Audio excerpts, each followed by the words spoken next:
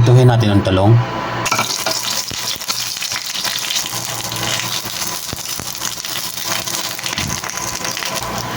I-set aside lang natin ito mga karagon.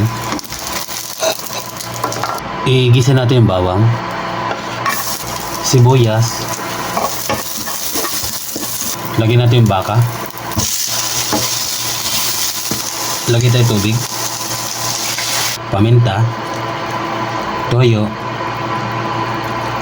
lemon, lagay tayo konting asin, sili, takpan natin mga karagon. Ilagay natin yung okra,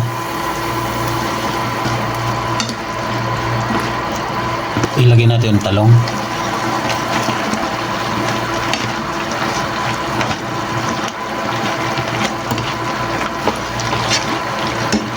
ayan mga karagon, luto na ang ating adobong gulay. Thank you for watching.